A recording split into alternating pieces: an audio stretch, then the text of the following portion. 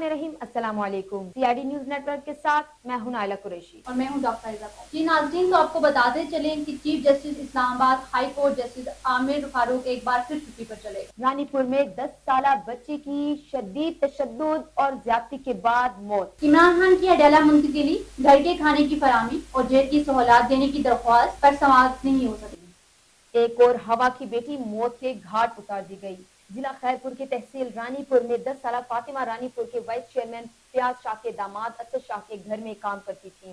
कल असद शाह ने फातिमा के घर वालों को कॉल करके बताया कि फातिमा कुछ दिन से बीमार थी और आज फोत हो गई हैं, लिहाजा इसकी लाश लेकर जाइए।